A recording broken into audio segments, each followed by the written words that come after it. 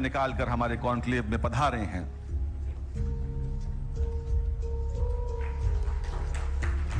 मित्रों, पिछले लगभग 4.5 से अधिक वर्षों से मुख्यमंत्री जी ने प्रदेश के विकास का हर संभव प्रयास किया है।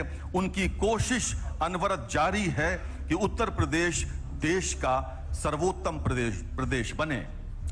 हमारे इस सत्र का विषय भी यही है, जवाबदेह यूपी सरकार। माननीय मुख्यमंत्री महोदय से बात करेंगे दूरदर्शन के राजनैतिक मामलों के विशेषज्ञ वरिष्ठ एंकर अशोक श्रीवास्तव। कृपया मंच पर पधारें अशोक। मैं इन पंक्तियों के साथ मंच सौंपता हूं अशोक को कि लहरों से डरकर नौका पार नहीं होती, कोशिश करने वालों की हार नहीं होती। नन्ही चींटी जब दाना लेकर चलती है, चढ़ती दीवारों पर 100 बार फिसलती है। मन का विश्वास रगों में साहस भरता है, चढ़कर गिरना, गिरकर चढ़ना फिर न अखरता है। आखिर उसकी मेहनत बेकार नहीं होती, कोशिश करने वालों की हार नहीं होती। माननीय मुख्यमंत्री महोदय।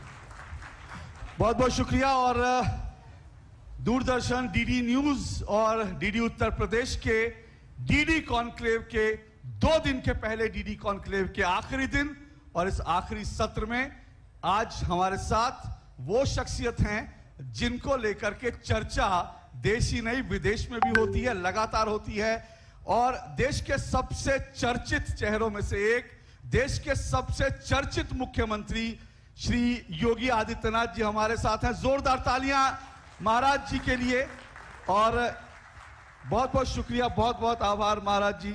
और मैं ये कह सकता हूं कि डीडी न्यूज का ये कॉन्क्लेव जो है, और सिर्फ कॉन्क्लेव नहीं, डीडी न्यूज की भूमिका जो है, महाराज जी ने जब मुख्यमंत्री का पद संभाला था, दायित्व संभाला था, तो डीडी न्यूज ने उनके साथ पहला इंटरव्यू किया था। यानी पहला इंटरव्यू महाराज जी ने डीडी न्यूज को दिया था मुख्यमंत्री बनने के बाद। और आज जबकि चर्चा है, ऐसी संभावना है कि आज शाम तक आचार संहिता लग जाएगी, तो आखिरी इंटरव्यू चुनाव में जाने से पहले भी डीडी न्यूज का होगा। उसके लिए बहुत बहुत शुक्रिया, बहुत बहुत आभार महाराज जी। देखिए, मैं सबसे पहले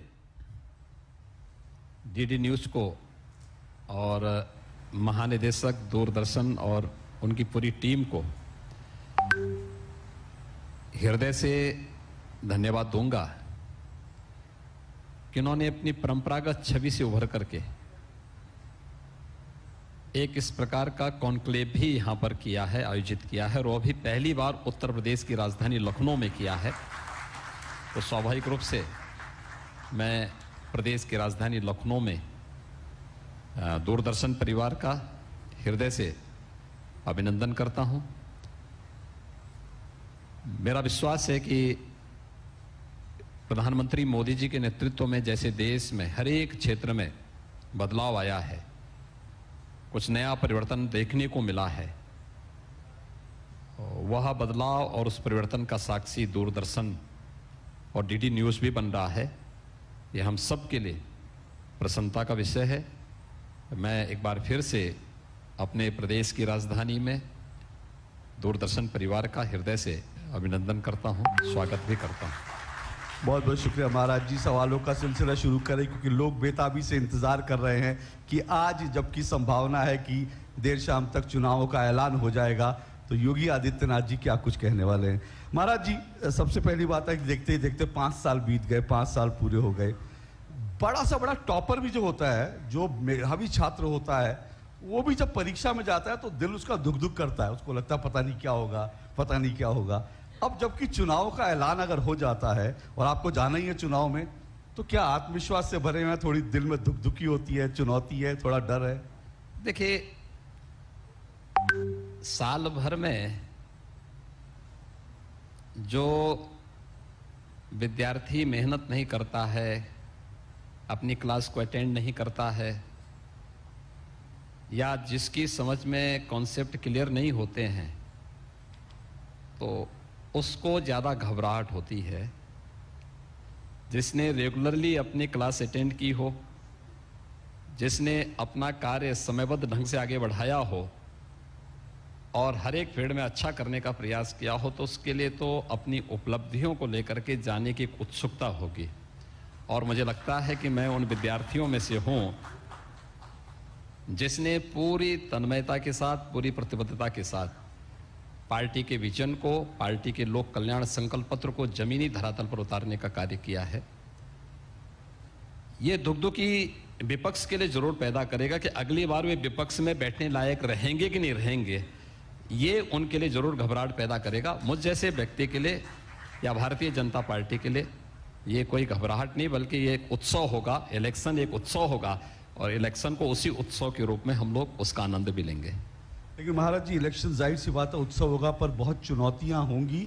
जाहिर सी बात है पॉलिटिकल फ्रंट पर नहीं, लेकिन जिस तरह से कोरोना को लेकर के एक बार फिर से जो है लोगों के मन में आशंका है, देश भर में जो है कोरोना जो पांव पसार रहा है, उसको देखते हुए आपको लगता है कि लोगों तक पहुंच पाना, अपनी बात कह पाना, या फिर एक बार फिर से जो दूसरी लहर थी कोरोना की वैसी सिचुएशन ना आए? हालांकि मैं आज सुबह ही देखा कि ऑक्सीजन के मामले में उत्तर प्रदेश जो है वो आत्मनिर्भर बनने जा रहा है। तो आपको लगता है ये सब चुनौतियां होंगी कोरोना की? देखिए, कोरोना एक महामारी है।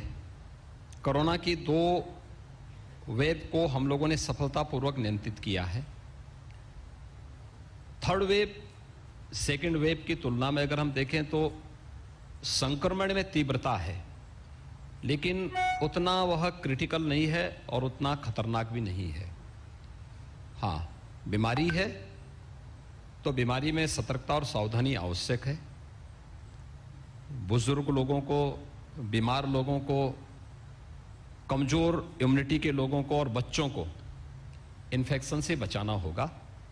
ये हर एक की प्राथमिकता होती है और हमारे ये कार्यक्रम पहले से चल भी रहे हैं।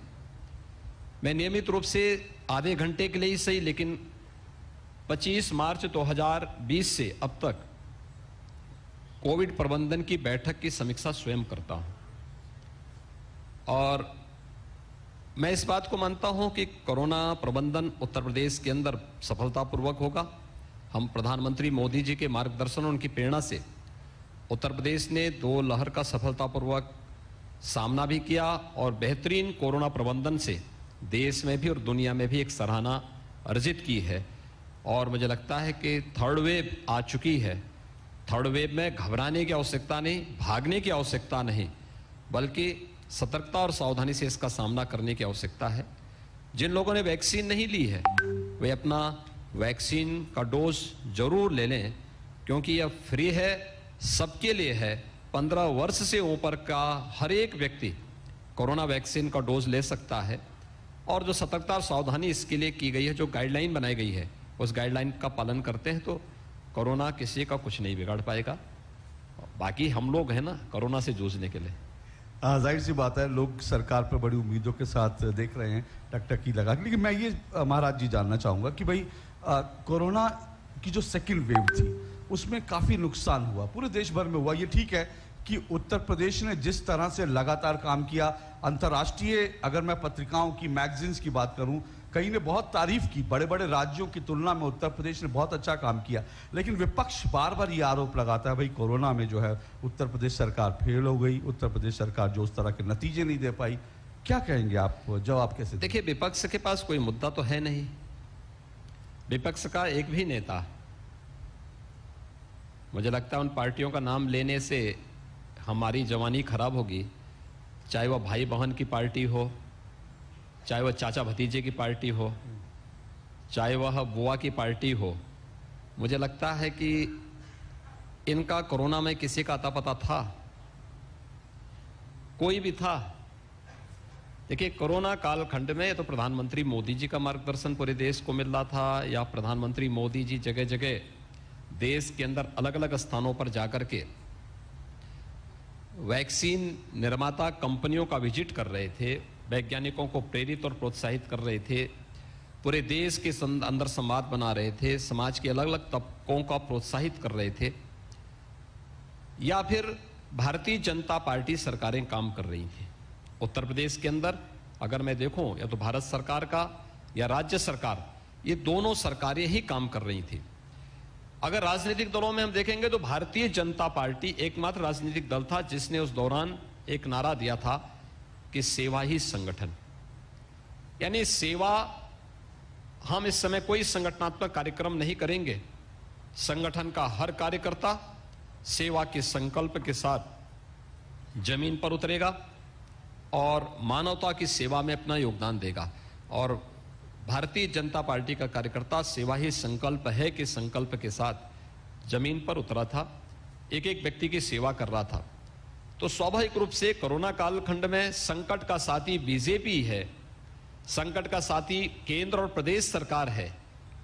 तो मुझे लगता है कि चुनाव में भी जनता इस बात को जरूर ध्यान देगी। एक दूसरा, जो अन्य बातें हैं, जीवन भी और जीविकाओं को बचाने का कार्य भी, ये उत्तर प्रदेश ने सफलतापूर्वक प्रधानमंत्री जी के इस विजन को भी प्रदेश के अंदर लागू किया। बहुत अच्छे ढंग से एक एक व्यक्ति के जीवन को बचाना और बेहतरीन परिणाम रहे हैं। उत्तर प्रदेश की आबादी 25 करोड़ की है। 25 करोड़ में अगर हम देखेंगे तो उत्तर प्रदेश के अंदर कुल मौतें, यानी मैं पहली मार्च 2020 से लेकर के आज तक की बात करूं तो 22,900 मौतें यूपी के अंदर कोविड से हुई हैं। 22,900 मौतें। अमेरिका की आबादी उत्तर प्रदेश से कुछ ही बड़ी है, यानी लगभग 33 करोड़ है। अमेरिका का हेल्थ इंफ्रास्ट्रक्चर उत्तर प्रदेश से अच्छा होगा, उनके पास सुविधाएं उत्तर प्रदेश से अच्छी होंगी। अमेरिका के अंदर मौतें हुई है 6.5 लाख।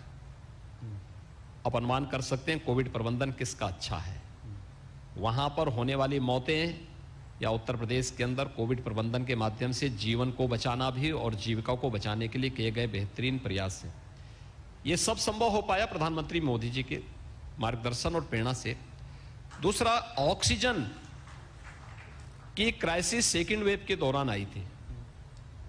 हम लोगों ने इस दौरान प्रदेश में 551 ऑक्सीजन के नए प्लांट लगाए हैं और ये ऑक्सीजन प्लांट में आज उत्तर प्रदेश का हर जनपद प्रदेश के अंदर ऑक्सीजन आत्मनिर्भरता के लक्ष्य को प्राप्त कर चुका है। ये सभी 551 ऑक्सीजन प्लांट फंक्शनल हैं, यानी इनको कभी भी आप चला सकते हैं, ये क्रियाशील हैं और अपनी सेवाएं प्रदेश के अंदर दे रहे हैं।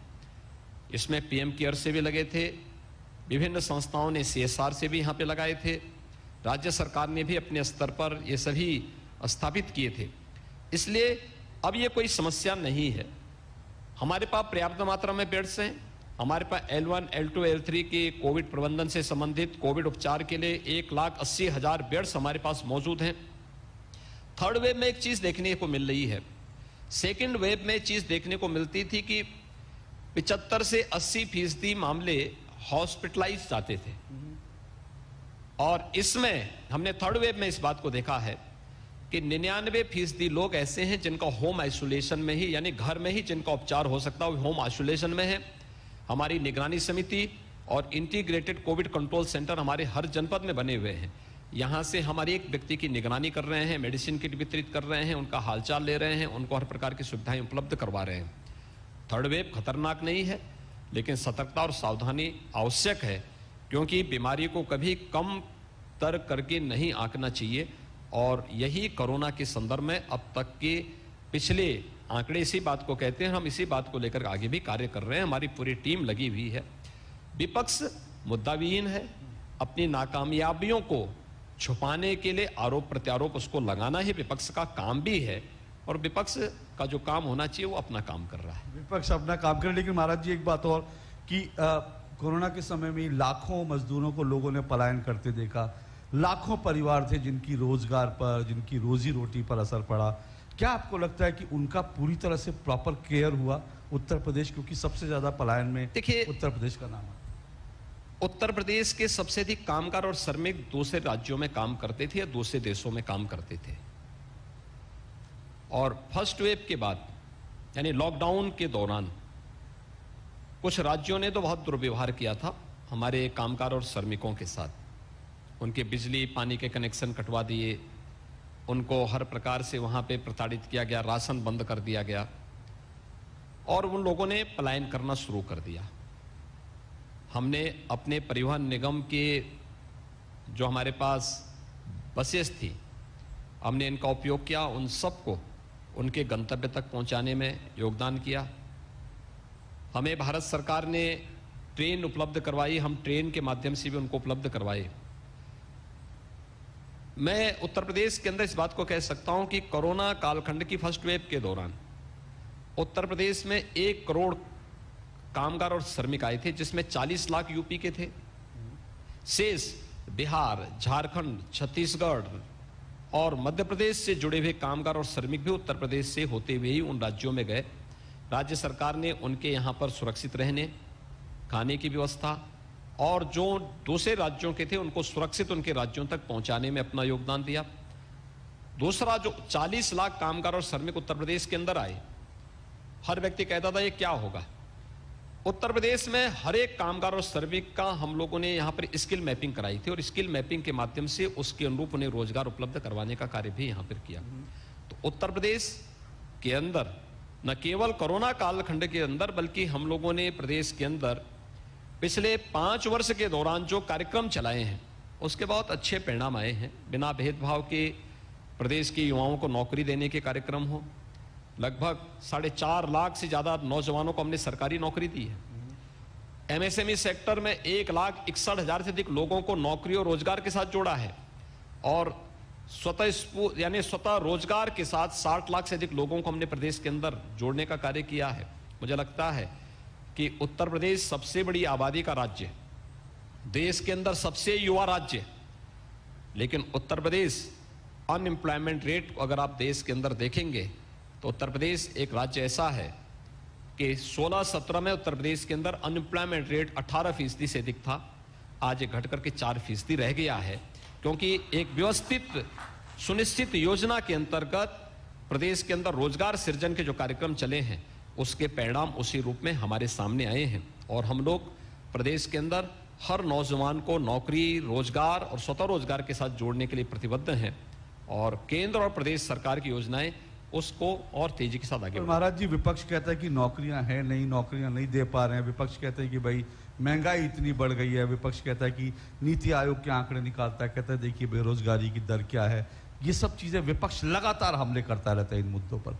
तो आप विपक्ष की, जाहिर सी बात है विपक्ष का काम है आरोप लगाना, लेकिन फिर भी जब इस तरह के आंकड़े पब्लिक में रखे जाते हैं तो क्या परसेप्शन बनता है? देखिए, विपक्ष की अपनी सोच है। उत्तर प्रदेश के अंदर 2017 के पहले कोई नौकरी निकलती थी तो उस नौकरी के लिए परिवार में विवाद होता था कि इसकी वसूली कौन करेगा। चाचा भतीजे में विवाद का कारण यही था, भाई बहन में विवाद का कारण ही यही है। अभी सत्ता से कोसों दूर है, लेकिन अभी से उनके यहां बोली लगनी प्रारंभ हो गई होगी, क्योंकि ये बेईमानी और भ्रष्टाचार उनके जीन्स का हिस्सा है। उन लोगों ने कभी अच्छा सोचा ही नहीं, अच्छा किया ही नहीं, तो ये अच्छा बोल भी कहां से सकते हैं? तो वह तो जो पुरानी आदत है वही बोलेंगे। प्रदेश के बारे में, देश के बारे में कभी अच्छा बोला नहीं, अच्छा सोचा नहीं, तो अच्छा सोच बोल भी नहीं सकते हैं। लेकिन हमने जो कहा है वह करके दिखाया है और राज्य में मिले हुए राज्य में जिन नौजवानों को नौकरी मिली है, रोजगार मिला है, स्वतः रोजगार के साथ जो लोग जुड़े हैं वे पूरे प्रदेश के अंदर फैले हुए हैं। ऐसा नहीं कि किसी एक गांव, किसी एक जनपद में, पूरे प्रदेश के अंदर फैले हुए हैं। हर एक तबके को इसके साथ जोड़ने का कार्य हुआ है और उसका लाभ हमें चुनाव में प्राप्त होगा। तो फर्क दिखता है क्या? क्योंकि बड़ा एग्रेसिव कैंपेन बीजेपी का चल रहा है, फर्क दिखता है और मैं देख रहा हूं कि विपक्ष भी अब तो फर्क दिखने की बात करने लगा है। हाँ, अच्छा, फर्क क्यों नहीं दिखेगा? 2017 के पहले प्रदेश में दंगे होते थे, पेशेवर दंगाइयों को मुख्यमंत्री आवास में बुला के सम्मानित किया जाता था। सरकार और पुलिस उनके सामने गिड़गिड़ाती थी दंगाइयों के सामने। 2017 के बाद भी परिवर्तन आया है। आज पेशेवर दंगा किसी बिल के अंदर छुपा हुआ है या दूसरे लोग की यात्रा में जा चुका है। उत्तर प्रदेश के अंदर खोल करके, सिर उठा करके, दंगा करके चलने का तो साहस नहीं कर सकता।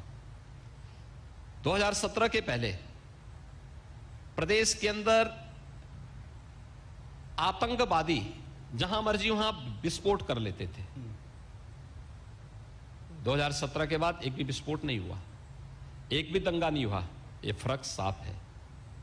2017 के पहले प्रदेश की बेटियां असुरक्षित थी, वे स्कूल नहीं जा पाती थी। बहुत सारे परिवार ऐसे थे जो अपनी बेटियों को उत्तर प्रदेश में एडमिशन स्कूल और कॉलेजेस में करवाने के बजाय उत्तर प्रदेश के बाहर करवाती थी, अपने दूर के रिश्तेदार के यहाँ भेजती थी। 2017 के बाद ये परिवर्तन साफ आया है कि उत्तर प्रदेश की बेटी उत्तर प्रदेश के अंदर है। मिशन शक्ति के फेज थर्ड का जो कार्यक्रम हमारा चल रहा है, इसमें न केवल सुरक्षा को बल्कि महिला और बेटियों के सम्मान को और उनके स्वावलंबन को ध्यान में रख करके जो बृहद अभियान चल रहा है बड़े पैमाने पर। कोई मानता है, आज उत्तर प्रदेश के यूपी पुलिस की बात करूं मैं, 1947 से लेकर 2017 तक उत्तर प्रदेश पुलिस बल में जितनी महिला आरक्षी और महिला पुलिस अधिकारी थी, 2017 में, अब जब 2022 में हम आए हैं तो इनकी संख्या 2017 से बढ़कर के 3 गुना अधिक हो गई है। यानी अतिरिक्त महिलाओं की भर्ती और उन्हें प्रोत्साहन करके पुलिस सेवा में लाया गया। ऐसे ही शिक्षकों की भर्ती में, ऐसे जीवन के हर क्षेत्र में। दूसरा, रोजगार का सृजन और कैसे स्वावलंबन का कार्यक्रम हुआ। उत्तर प्रदेश के अंदर 58,000 से अधिक ग्राम पंचायतें हैं। हर ग्राम पंचायत में बैंकिंग कॉरेस्पॉन्डेंट सखी, हर ग्राम पंचायत में बैंकिंग का सारा कार्य। अब वे बेटियां गांव के अंदर किसी बुजुर्ग को, किसी व्यक्ति को अपना पैसा जमा करना हो, पैसा निकालना हो, बैंकिंग कॉरेस्पॉन्डेंट सखी इस कार्य को संपन्न करेंगे। हर गांव में हम लोगों ने एक ग्राम सचिवालय का निर्माण कर दिया। यानी आश्चर्य होता था, हम राज्य स्तर पर सचिवालय बनाते थे, जनपद स्तर पर विकास भवन बनाते थे, लेकिन इस विकास के कार्य को जहां इंप्लीमेंट होना है वहां पर उसके लिए कोई भवन नहीं था। उत्तर प्रदेश के हर ग्राम पंचायत में एक ग्राम सचिवालय का निर्माण हुआ है। ग्राम सचिवालय के साथ एक बैंकिंग कॉरेस्पॉन्डेंट सखी जुड़ी है। ग्राम सचिवालय के साथ एक ग्राम सहायक जुड़ा हुआ है, जो गांव की योजना को बनाने में गांव के ग्राम प्रधान का सहयोग कर रहा है। वह कंप्यूटर के, हर एक ग्राम पंचायत में, ग्राम सचिवालय में कंप्यूटर लग चुके हैं। हमने ज्यादातर ग्राम पंचायतों को ऑप्टिकल फाइबर के साथ जोड़ करके तकनीक के साथ जोड़ने का कार्य किया है।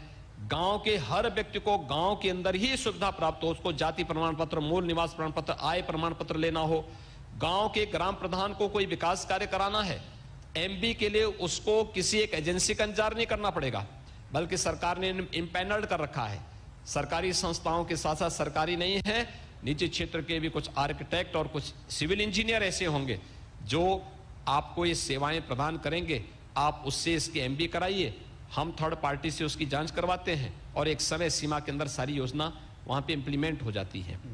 ये सिस्टम भारतीय जनता पार्टी की सरकार ने उत्तर प्रदेश के अंदर दिया है और उसका लाभ हर एक व्यक्ति को प्रदेश के अंदर प्राप्त हो रहा है। योगी जी, जाहिर सी बात है कि फर्क दिखता है, बीजेपी का एग्रेसिव कैंपेन है। और अभी आपने दंगों की बात की तो हमें याद है कि उत्तर प्रदेश के आंकड़े दिखाते हैं 500 दंगे उत्तर प्रदेश में हर 5 साल में हुए। पिछली 12 से 17 के बीच में इतने दंगे हुए थे और 17 से अब तक आप देखेंगे जीरो दंगे हुए। ठीक है, ये फर्क साफ है। बिल्कुल, ये भी फर्क साफ है कि इसमें भी कोई दो राय नहीं। जो आपने कहा, हमें ये भी याद है कि आतंकवादियों को छुड़ाने के लिए जो है अखिलेश सरकार ने जो है बाकायदा पिटीशन डाल दी थी, लेकिन देखिए उन्होंने पिटीशन डाली नहीं थी। हाँ, उन्होंने मुकदमे वापस लेने के लिए आदेश जारी कर दिया था। हाँ, हाई कोर्ट में एक सज्जन ने अपनी वहां पे PIL डाली और उसके माध्यम से कोर्ट से गुहार की गई, आतंकवादी छूटेंगे तो कहीं कोई फूल तोड़े, बस पुष्प वर्षा नहीं करने वाले हैं, ये सब फिर बम विस्फोट करेंगे। क्योंकि इसमें 3 जगह तो ये थे, यानी लखनऊ, वाराणसी और अयोध्या, 3 जनपदों में तो कचहरियों पर भी हमले हुए थे। 2005 में अयोध्या में राम जन्मभूमि पर पहले हमला होता है। 2007 में काशी में संकट मोचन मंदिर पर हमला होता है। रामपुर में CRPF कैंप पर हमला होता है। अयोध्या, काशी और लखनऊ की कचहरियों पर भी हमला होता है। आस्था के साथ साथ सुरक्षा प्रतिष्ठानों पर और न्यायपालिका पर भी हमला हुआ था। उन आतंकवादियों के मुकदमों को अखिलेश सरकार वापस लेने की शरारत कर रही थी, जो तत्कालीन न्यायपालिका ने तत्कालीन समय में उस पर रोक लगाई थी। अन्यथा वे सभी आतंकवादियों के मुकदमे वापस हो गए होते, क्या स्थिति होती। गोरखपुर में सीरियल ब्लास्ट के लिए जिम्मेदार जो आतंकी थे, उनको भी, उनके भी मुकदमों को सरकार वापस ले रही थी। और मैं धन्यवाद दूंगा उस समय के हाईकोर्ट को, जिन्होंने उस समय इन मुकदमों को वापस नहीं होने दिया था। अन्यथा क्या नजारा होता। तो पिछली सरकार आतंकवादियों के मुकदमों को वापस लेती थी, हमारी सरकार आतंकवादियों से निपटने के लिए एंटी टेररिस्ट स्क्वाड के सेंटर प्रदेश के अंदर अलग अलग स्थानों पर स्थापित करती है। हम जीरो टॉलरेंस की नीति के साथ अपराधी और किसी भी प्रकार की एंटी सोशल और एंटी नेशनल एलिमेंट के साथ, जीरो टॉलरेंस की नीति के साथ हमारी सरकार निपटती है, उनके खिलाफ कार्रवाई करती है। पिछली सरकार की संवेदना गांव के विकास के लिए नहीं थी, गरीब के उत्थान के लिए नहीं थी, महिलाओं के कल्याण के लिए नहीं थी, युवाओं के रोजगार के लिए नहीं थी और किसानों की खुशहाली के लिए भी नहीं थी। उनकी संवेदना आतंकवादियों की प्रति थी, अब पेशेवर अपराधियों की प्रति थी। और मुझे लगता है इसीलिए जनता ने उसको 2017 में सबक सिखाया। भारतीय जनता पार्टी यहां पे प्रचंड बहुमत के साथ सरकार बनाई थी और फिर 2022 में भारतीय जनता पार्टी अपने इस रिकॉर्ड की पुनरावृत्ति 2022 में फिर करने जा रही है। ठीक है, मैं उस पर भी आऊंगा, रिकॉर्ड की पुनरावृत्ति कैसी होगी। लेकिन कानून टूटता था, ये दिखता था। आज आप कहते हैं कि वो सब चीजें नहीं, दंगे नहीं होते, आतंकवादियों को कोई प्रश्रय नहीं मिलता। लेकिन लोग ये भी कहते हैं कि भाई योगी जी अपना ही कानून चलाते हैं, क्योंकि किसी ने नहीं सुना, देश में कहीं ऐसा नहीं होता कि माफियाओं की जो बिल्डिंग है उन पे बुलडोजर चल जाते हैं अवैध कब्जे हटाने के लिए। किसी ने नहीं देखा कि कुछ लोग दंगे में शामिल होते हैं तो उनके पोस्टर लग जाते हैं लखनऊ में। तो वो ये चीज कहीं देश में होती नहीं थी। तो लोग कहते हैं कि योगी जी अपना कानून चलाते हैं। देखिए, मुझे प्रदेश की 25 करोड़ जनता की खुशहाली को ध्यान में रखना है। अगर उसके उत्साह और उसके उमंग के लिए किसी माफिया, पेशेवर माफिया के ऊपर बुलडोजर चलाना आवश्यक है तो वह भी हम चलाएंगे और हमने चलाया है। मुझे प्रसन्नता है कि हमारी सरकार ने काम किया है। इसलिए आवश्यक था क्योंकि यही जनता दबी थी, यही जनता की आवाज इन माफियाओं के सामने दबाया जाता था। वह किसी गरीब का, किसी कमजोर का, किसी दलित का, किसी व्यापारी की संपत्ति पर कब्जा करते थे, विकास की योजनाओं पे डकैती डालते थे, कोई उनको रोक टोक नहीं थी। उनके अवैध संपत्ति का उन्होंने सृजन किया। और बहुत सारी जगह, तो यहां लखनऊ में तो एनिमी प्रॉपर्टी पर, एनिमी प्रॉपर्टी, उसमें राज्य सरकार केवल उसका कस्टोडियन होता है। डीजीपी बंगले से 500 मीटर की दूरी पर एक माफिया ने अपनी 4 हवेली खड़ी कर दी थी। हम लोगों ने पूछा भी आखिर ये कैसे? 2011 से लेकर 2016 के बीच में सब बने थे, इल्लीगल था। हमने कहा भी अवैध तरीके से बनाया गया है, तो अब जो अवैध है तो उसके लिए तो बुलडोजर ही उसका साथी हो सकता है। तो उसमें बुलडोजर चले हैं। जहां पर सार्वजनिक संपत्ति किसी व्यक्ति की संपत्ति नहीं होती, वो मेरी संपत्ति व्यक्तिगत नहीं है। आपको मुझसे विद्वेष हो सकता है, लेकिन सार्वजनिक संपत्ति को क्यों हम नुकसान पहुंचा रहे हैं? आपको मेरे खिलाफ चुनाव लड़ना, मेरे खिलाफ लड़िए, मेरे खिलाफ बोलना, मेरे खिलाफ बोलिए। वो प्रदेश की जनता की गाड़ी कमाई के टैक्स से मिला हुआ पैसा है, जिसको वो सार्वजनिक संपत्ति खड़ी हुई है, देश की संपत्ति है, वो राज्य की प्रॉपर्टी है। हम कस्टोडियन मात्र उसके हैं। लेकिन मेरा यह दायित्व तो बनता है कि उसकी संपत्ति, उस संपत्ति की रक्षा हम करें। जिन लोगों ने सार्वजनिक संपत्ति जलाई है, उन्हें नष्ट करने का प्रयास किया है। ये प्रवृत्ति थी पहले 2017 के पहले, उन संपत्तियों को नष्ट करने वाले लोगों को सम्मानित करती थी राज्य सरकारें। हमने कहा भी नहीं, ये नहीं होना चाहिए। इस सार्वजनिक संपत्ति को नुकसान पहुंचा रहे हैं और इसका इन्हें भुक्तभोगी होना चाहिए। हमने कानून बनाया, पहले हमने ऑर्डिनेंस लेके आए। जब माननीय न्यायालय में इसकी सुनवाई होने लग गई तो हमने एक्ट बनाया। एक्ट बना करके फिर पोस्टर भी चस्पा किए और उनसे वसूली भी प्रारंभ की। आज मैं कह सकता हूं उत्तर प्रदेश के अंदर अगर कानून का राज है तो इसलिए है क्योंकि एक गरीब, एक गांव, एक किसान, एक नौजवान और एक महिला के प्रति सरकार जितनी संवेदनशील है, उतना ही अपराधियों और एंटी सोशल और एंटी नेशनल एलिमेंट के प्रति सरकार उतनी सख्त भी है। ये दोनों जब एक साथ चलेंगे, शास्त्र और शस्त्र दोनों में जब समन्वय होगा तो राज्य की व्यवस्था चलती है। जब दोनों में विसंगति होगी तो असंतुलन कहीं का नहीं छोड़ती किसी को। इसलिए असंतुलन राज्य की व्यवस्था में ना आए, इसके लिए हम लोगों ने एक इस प्रकार की कार्रवाई यानी उत्तर प्रदेश में ये भी है कि सावधान रहना पड़ेगा, नहीं तो योगी जी कब किसके कहां पोस्टर चिपका देंगे और उसको पूरे देश में ख्याति मिल जाएगी। ख्याति तो नहीं कहते उसको, देखिए हर एक लेकिन सामान्य व्यक्ति को घबराने की आवश्यकता नहीं। सामान्य व्यक्ति के साथ तो सरकार खड़ी है जी। हाँ, जो अपनी नकारात्मक मानसिकता के साथ सार्वजनिक संपत्ति को नुकसान पहुंचाना चाहते हैं, वो मान के चलेंगे उनके पोस्टर भी चस्पा होंगे और उनसे वसूली भी होगी। जो लोग, जिन लोगों ने गरीबों का, व्यापारियों का या फिर किसी सम्मानित व्यक्ति की प्रॉपर्टी पर कब्जा करके जबरन अपनी हवेली खड़ी की है, तो या तो वह हवेली वो वापस उनको करें, नहीं होती है तो इस सरकार की कार्रवाई तो आगे बढ़ेगी।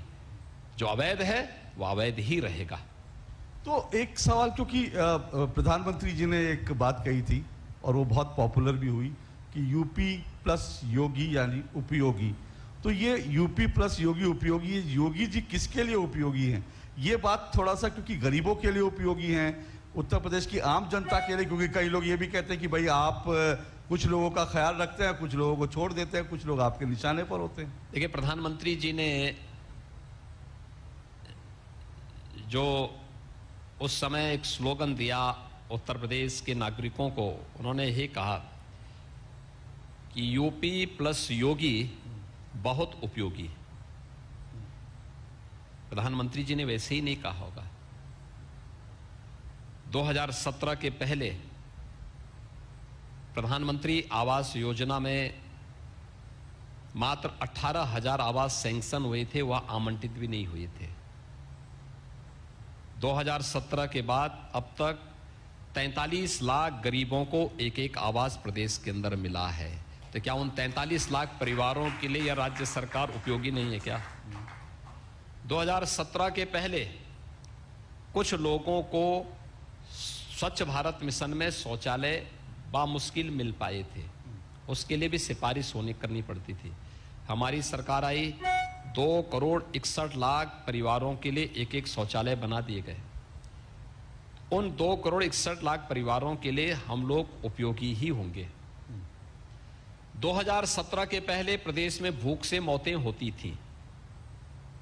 2017 के बाद 15 करोड़ गरीबों को फ्री में राशन की सुविधा और हर जरूरतमंदों को राशन की सुविधा प्रदेश के अंदर प्राप्त हो रही है। तो उन गरीबों के लिए जिनको आपदा के समय सरकार फ्री में राशन दे रही है, उनके लिए सरकार उपयोगी ही होगी। 2017 के पहले प्रदेश के अंदर हेल्थ सेक्टर की स्थिति बहुत खराब थी। यानी 1947 से लेकर 2017 तक क्या कर रही थी सरकारें? मुझे तो आश्चर्य होता है कि 1947 से 17 में 70 वर्षों में केवल 12 मेडिकल कॉलेज यूपी में बने थे गवर्नमेंट सेक्टर में। और इस समय उत्तर प्रदेश के 75 जनपदों में से 61 जनपद में एक मेडिकल कॉलेज या तो बन चुका है या बन रहा है। ये है उपलब्धि। प्रदेश ने आज हर एक क्षेत्र में जो उपलब्धियां हासिल की हैं, वह प्रदेश के प्रत्येक नागरिक के जीवन में बिना भेदभाव के प्रत्येक नागरिक के जीवन में वे परिवर्तनकारी बनी हैं, उनकी खुशहाली का कारण बनी है। और ये योजनाएं हमने किसी की जाति, किसी का मत, किसी का मजहब, किसी का क्षेत्र, किसी की भाषा देख करके नहीं दी। सबका साथ, सबके विकास के भाव को ध्यान में रख करके प्रधानमंत्री जी के इस मंत्र को ध्यान में रख करके इन योजनाओं को प्रदेश के अंदर लागू किया। आज इसका लाभ प्रदेश का हर व्यक्ति पा रहा है। तो स्वाभाविक रूप से सरकार करेगी तो उपयोगी होगी। जो सरकार कुछ नहीं करेगी तो वह अनुपयोगी रहेगी। तो 2017 के पहले 2003 से 17 के बीच में जो तीन सरकारें आई थी, ये प्रदेश के लिए अनुपयोगी थी, प्रदेश के विकास में बाधक थी। और प्रदेश के विकास में ही नहीं, देश के विकास में ही बाधक थी। 2017 के बाद जो सरकार आई, वह न केवल विकास के मुद्दे पर, बल्कि हमारी सरकार ने जीवन के प्रत्येक क्षेत्र में प्रभावी ढंग से कार्य किया।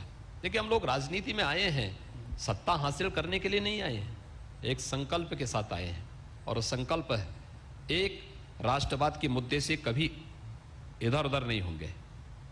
दूसरा संकल्प है, सत्ता में रहेंगे तो सुशासन के लक्ष्य को हर हाल में प्राप्त करेंगे। और तीसरा है, अगर हम सत्ता में हैं तो हर एक चेहरे पर खुशहाली लाने के लिए विकास को प्राथमिकता देंगे। और मुझे प्रसन्नता है, हमारी सरकार ने तीनों संकल्पों को अक्षरशः लागू किया है। मैं सर राष्ट्रवाद के मुद्दे पर जरूर आऊंगा, क्योंकि वो एक ऐसा विषय है जिसको लेकर योगी जी हमेशा सुर्खियों में रहते हैं। लेकिन एक बात, क्योंकि प्रधानमंत्री जी का जिक्र चला, प्रधानमंत्री जी के साथ आपकी पिछले दिनों 2 फोटो बड़ी वायरल हुई थी। एक इसमें आपके कंधे पर हाथ उसको रख कर चल रहे थे, वो तो बड़ी उस पर चर्चा हुई। लेकिन एक काशी की भी तस्वीर आई कि आप और प्रधानमंत्री जी रात को 1 बजे स्टेशन पर सब जगह जाके चीज जगह का जायजा ले रहे हैं, डेवलपमेंट का जायजा ले रहे हैं। तो लोगों ने कहा कि भाई मोदी जी पहले कहते थे ना खाऊंगा ना खाने दूंगा, अब वो कहते हैं ना सोऊंगा ना सोने दूंगा। तो आइडिया किसका था कि रात को निकल जाए, रात को जाकर के इस तरह से आपको लगा कि देखिए, प्रधानमंत्री जी उस दिन रात्रि में थे, काफी रात में उस दिन प्रधानमंत्री जी निकले थे। और ऐसा नहीं, काशी विजिट के दौरान प्रधानमंत्री जी अक्सर काशी के विकास कार्यों, क्योंकि काशी के प्रधानमंत्री जी काशी के सांसद भी हैं, इससे पहले भी कई बार प्रधानमंत्री जी रात्रि में काशी के अंदर विकास कार्यों की विजिट में निकले हैं, रात्रि में निकलते हैं। और हाँ, उस समय केवल प्रधानमंत्री जी के साथ मैं ही रहता हूं, बाकी कोई तामझाम नहीं रहता है। और हम लोग निकले थे देखने के लिए। 13 दिसंबर को जब काशी विश्वनाथ धाम का लोकार्पण का कार्यक्रम होना था, तो उस लोकार्पण के कार्यक्रम के दौरान कुछ चीजें थी, जैसे हमें ये चीज देखनी थी, उस दिन लगन बहुत ज्यादा थे, शादी ब्याह के बहुत सारे मुहूर्त थे, और मुहूर्त होने के नाते ये तय था कि अगर हम लोग सड़क पर आते तो आवागमन में बाधा हो सकती थी। तो प्रधानमंत्री जी ने इन चीजों का ध्यान रखा, उन्होंने इस बारे में पूरी जानकारी ली कि भाई सड़क पे कब तक शादी ब्याह के सारे कार्यक्रम संपन्न हो जाएंगे और कैसे हो पाएंगे। तो ये बताया गया कि साहब ये सब 11:30 बजे तक संपन्न हो चुका होगा। तो हम लोग 12 बजे के बाद फिर निकले, रात्रि 12 बजे तक निकले। उस दिन हम लोगों ने काशी के विकास के एक विजन को भी देखा था। उस दिन काशी वासियों ने काशी विश्वनाथ धाम के लोकार्पण के अवसर पर प्रधानमंत्री जी के स्वागत के लिए भव्य दीपावली का आयोजन भी किया था। तो दीपोत्सव का भी एक आयोजन काशी में था, और पूरे देश के लगभग 19 मुख्यमंत्री और उप मुख्यमंत्री इस अवसर पर काशी में थे। तो उनके साथ भी विकास से जुड़े हुए विभिन्न मुद्दों पर प्रधानमंत्री जी चर्चा किए थे।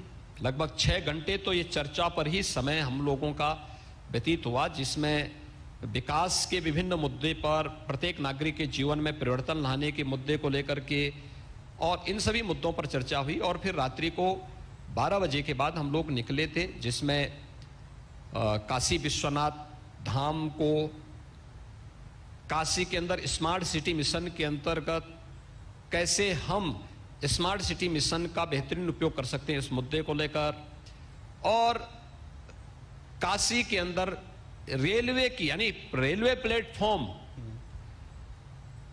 एयरपोर्ट की तर्ज पर वह बन सके, वह काशी बनारस का जो रेलवे स्टेशन है उसको भी प्रधानमंत्री जी ने रात्रि में देखा, उसका अवलोकन किया। यद्यपि वहां पे कोई अधिकारी नहीं थे, क्योंकि किसी को जानकारी नहीं थी, केवल हम ही 2 लोगों को रहना था, तो कोई अधिकारी वहां मौजूद नहीं था संजोग से। लेकिन एक एक चीज को उन्होंने अवलोकन किया। इससे पहले भी कई बार प्रधानमंत्री जी वहां पर निकले हैं, और मुझे लगता है ये चीजें पहली बार देश देख रहा है कि एक प्रधानमंत्री ने, अब तक होता क्या था, कोई मुख्यमंत्री या प्रधानमंत्री बनता था तो अपने परिवार के बारे में सोचता था, और पहली बार देश ने देखा है कि प्रधानमंत्री जी के लिए, मोदी जी के लिए पूरा देश ही परिवार है। उसकी सुरक्षा, उसकी समृद्धि, उसकी खुशहाली के लिए योजनाओं बनाना, उसको लागू करना, उसको हर यानी प्रभावी ढंग से उसके क्रियान्वयन की कार्रवाई करना, ये चीज देश ने देखा। दूसरा, आपने इतिहास के पन्नों में तो पढ़ा होगा कि ताजमहल बनाने वाले कारीगरों के बाद में हाथ काट दिए गए थे। आपने भी देखा होगा, सुना होगा, कभी भारत महीन वस्त्र के लिए प्रसिद्ध था, टेक्सटाइल उद्योग के लिए प्रसिद्ध था। यहां का हथकरघा, यहां का जो हैंडलूम से बने हुए वस्त्र थे, दुनिया के अंदर प्रसिद्ध थे। और इतना महीन हुआ करता था कि अंगूठी के अंदर से उसको निकाल करके व्यक्ति उस वस्त्र को, दुनिया के सामने उसकी एक पहचान थी। लेकिन पता लगा बाद में विदेशी आक्रांताओं ने उनके हाथ काट दिए, उन कारीगरों की पूरी तकनीक नष्ट कर दी थी। पहली बार आपने आजाद भारत में देखा होगा, कोई प्रधानमंत्री अपनी आस्था, देश की आस्था का तो सम्मान करते ही हैं, आस्था की सम्मान करने के साथ ही उस आस्था को गौरवान्वित करने वाले तबके को भी सम्मानित करते हैं। प्रयागराज कुंभ में कुंभ की धारणा को बदलने वाला कार्यक्रम। कुंभ अब तक क्या था? कुंभ का मतलब गंदगी, भगदड़, अव्यवस्था, अराजकता, इसका पर्याय कुंभ माना जाता था। कुंभ दिव्य हो, भव्य हो। दिव्य और भव्य हो के लिए क्या क्या होना चाहिए? स्वच्छता, सुरक्षा और सुव्यवस्था। इस स्वच्छता के मानक पर खरा उतारने के लिए जिन स्वच्छता कर्मियों ने कार्यक्रम किया था, पहली बार आपने देखा होगा कि प्रधानमंत्री मोदी जी उन सभी स्वच्छता कर्मियों के पाद प्रक्षालन का कार्यक्रम संपन्न कर रहे हैं।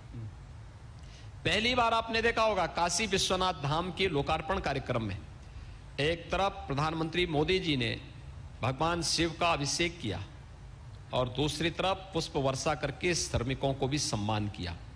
यह पहली बार ये देश देख रहा है कि हर एक व्यक्ति को सम्मान देना, उनके साथ सहभोज करना। और ये प्रधानमंत्री जी की संवेदना को प्रदर्शित करता है कि समाज के प्रत्येक तबके को सम्मान देना और उसके प्रोत्साहन के माध्यम से फिर समाज को भी उस दिशा में सोचने के लिए मजबूर कर देना। काशी की घटना, प्रयागराज की घटना, ये सभी उसके उदाहरण हैं।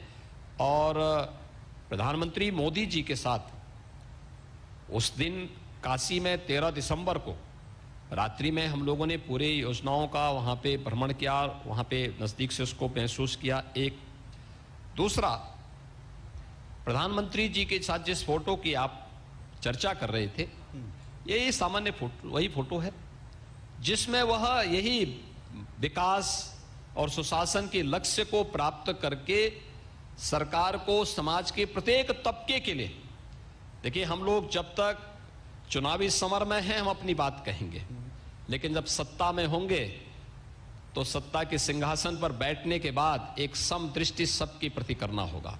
तब कोई अपना पराया नहीं, सबको एक समान दिशा से शासन की योजनाओं के साथ जुड़ना, कमजोर तबके के उत्थान के लिए विशेष योजनाएं बनाना।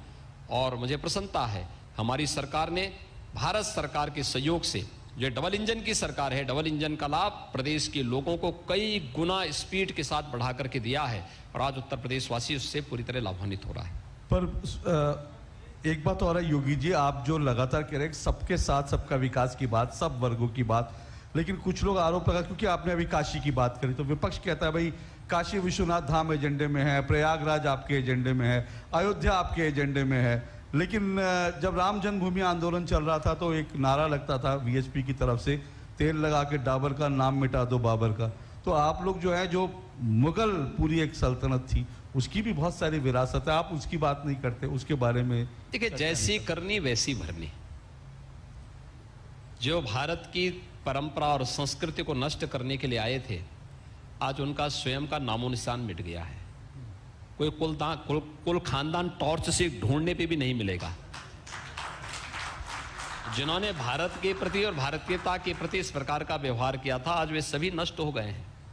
और राम, कृष्ण और भगवान शिव, ये तो भारत की सनातन आस्था के प्रतीक हैं। ये सत्य हैं, शाश्वत हैं, हर देश, हर काल, हर परिस्थिति में रहेंगे। और मुझे लगता है कि वह समय आ चुका है जब ये फिर से अपने वैभव को प्राप्त कर रहे हैं। इसके साथ पूरे भारत का वैभव इसके साथ जग रहा है। प्रधानमंत्री मोदी जी के नेतृत्व में भारत अपने इस लक्ष्य को प्राप्त करेगा। आज अयोध्या में भगवान राम की भव्य मंदिर का निर्माण कार्य प्रारंभ हो चुका है। प्रधानमंत्री मोदी जी ने 5 अगस्त 2020 को अयोध्या में राम जन्मभूमि भव्य मंदिर के निर्माण का कार्य प्रारंभ कर दिया है। काशी में काशी विश्वनाथ धाम के माध्यम से यात्रा एक नई ऊंचाई पर, विश्व पटल पर पहुंची है। ब्रज तीर्थ विकास परिषद के माध्यम से मथुरा, वृंदावन, बरसाना, गोकुल, बलदेव, इन सभी तीर्थों के विकास की भी समग्र योजना पर सरकार प्रभावी ढंग से काम कर रही है। प्रयागराज के विकास को लेकर के या विंध्यवासिनी धाम के विकास को लेकर के प्रदेश के अंदर उन सभी न केवल आध्यात्मिक धर्म स्थलों, आध्यात्मिक स्थलों के उन्नयन और उनके विकास के लिए, बल्कि देश के स्वाधीनता आंदोलन के साथ जुड़े हुए यह वर्ष देश की स्वाधीनता का अमृत महोत्सव का वर्ष है। अमृत महोत्सव वर्ष पर हम इस बात को कह सकते हैं कि इस देश के अंदर उन सभी क्षेत्रों में विकास जो देश की स्वाधीनता के लिए जिन क्षेत्रों ने और जिन महापुरुषों ने योगदान किया है। अभी हम लोगों ने प्रदेश में कुछ विश्वविद्यालय बनाए। आजमगढ़ में हम विश्वविद्यालय बना रहे हैं महाराज सुहेलदेव के नाम पे। महाराज सुहेलदेव 11वीं सदी में पैदा हुए थे, बड़े पराक्रमी राजा थे और उस समय उन्होंने विदेशी आक्रांताओं की कुटिलता को पहचाना था। सालार मसूद को पूरी सेना के साथ कुचलने का कार्य अगर किसी ने किया था, महाराज सुहेलदेव ने किया था। 1000 वर्षों तक कोई उनका नाम, यानी उनका नाम नहीं लेता था, उनके अनुयायियों को वोट बैंक के रूप में उपयोग करते थे। हमने महाराज सुहेलदेव के नाम पर आज विश्वविद्यालय का निर्माण हम लोग आजमगढ़ में कर रहे हैं और मेडिकल कॉलेज का निर्माण हम बहराइच में कर चुके हैं और उनका भव्य स्मारक बहराइच में हमारी सरकार बना रही है। ऐसे ही देश की आजादी के दौरान 1915 में जब ये देश गुलाम था, तब भारत की एक अंतरिम सरकार का गठन अफगानिस्तान में रहकर करने वाले राजा महेंद्र प्रताप सिंह, ये जाट आइकॉन थे और इन्होंने उस कालखंड में भारत की अंतरिम सरकार का गठन करके भारत की स्वाधीनता का बिगुल फूंका था। उनके नाम पर विश्वविद्यालय, कहते हैं अलीगढ़ विश्वविद्यालय के लिए ज्यादातर लैंड उन्होंने दी थी। एक भी शिलापट अलीगढ़ विश्वविद्यालय में उनके नाम का नहीं है। लेकिन महाराजा महेंद्र प्रताप सिंह के नाम पर विश्वविद्यालय की स्थापना हमारी सरकार ने अलीगढ़ में हम करने जा रहे हैं। ऐसे ही काकोरी कांड के जितने हीरो हैं, पंडित राम प्रसाद बिस्मिल, ठाकुर रोशन सिंह, अस्फाउल्लाह खां, इन सबके स्मारक को एक म्यूजियम के रूप में हम लोगों ने शाहजहांपुर में स्थापित किया है। यह वर्ष चौरी चौरा महोत्सव, चौरी चौरा की जो ऐतिहासिक घटना है, उस ऐतिहासिक घटना का यह वर्ष शताब्दी वर्ष है। चौरी चौरा से जुड़े हुए जितने भी ऐसे क्रांतिकारी थे, उन सबके सम्मान का हो। यानी प्रदेश के अंदर अलग अलग स्थानों पर अलग अलग कार्यक्रमों को प्रदेश सरकार आगे बढ़ाने का कार्य कर रही है और हमें कोई संदेह नहीं होना चाहिए, कोई संदेह हमारे मन में नहीं होना चाहिए कि राज्य सरकार न केवल स्पिरिचुअल टूरिज्म की दृष्टि से और उन तीर्थ स्थलों के विकास के लिए, बल्कि ऐतिहासिक पृष्ठभूमि से जुड़े हुए स्थलों के विकास के लिए भी और प्रदेश के युवाओं को, अधिक से अधिक युवाओं को उसके साथ जोड़ने के लिए पूरी प्रतिबद्धता के साथ कार्य कर रही है, उसको आगे बढ़ाने का कार्य कर रही है। महाराज जी, जो आपका नारा है बीजेपी का, फर्क दिखता है, एक जगह फर्क नहीं दिखता है, एक जगह लगता है कि सब कुछ बदल गया है क्या? आप राम जन्मभूमि की बात करते हैं, अयोध्या की बात करते हैं, आप राम राज्य की बात करते हैं, आजकल अखिलेश जी भी राम राज्य की बात करते हैं, आप काशी विश्वनाथ धाम की बात करते हैं, अखिलेश जी कहते हैं अभी काशी विश्वनाथ धाम की योजना तो हमने ही बनाई। आप मथुरा की बात करते हैं तो अखिलेश जी कहते हैं श्री कृष्ण जी उनके सपने में आते हैं। तो यहाँ पे लगता है फर्क साफ नहीं दिखता। सब लोग आजकल राम श्री कृष्ण की बात करते हैं, देख रहे हैं उत्तर प्रदेश। देखिए, फर्क साफ है और पब्लिक इसको पहचानती भी है। राम का नाम हनुमान भी लेते थे, राम का नाम काल नेमी भी लेता था।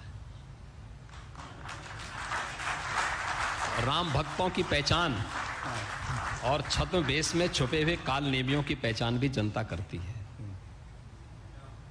दूसरा, भगवान कृष्ण बहुत सारे लोगों को कोसते होंगे कि कैसे नालायक हो, अब सत्ता का फिर मोह अपना छोड़ नहीं पा रहे हो। जब हमने सत्ता दी थी, एक बार नहीं 4-4 बार सत्ता दी थी, तब तो दंगा कराते थे। उत्तर प्रदेश में 2012 से 17 के बीच में पहला दंगा कहां से हुआ था? मथुरा से कोसी कला से हुआ था। और अंतिम दंगा भी जवाहर बाग का हुआ था, वो मथुरा में ही हुआ था। तो भगवान कृष्ण तो उनको पहले ही कह चुके हैं कि भाई तुम्हें मैंने हमेशा के लिए छोड़ दिया है। तो उनको हमेशा के लिए भगवान कृष्ण ही छोड़ चुके हैं। इसलिए भगवान कृष्ण उनको कोसते होंगे कि जब सत्ता दी थी तब मेरे एक मथुरा में दंगा करवाते थे, तब वहां जवाहर बाग की घटना के माध्यम से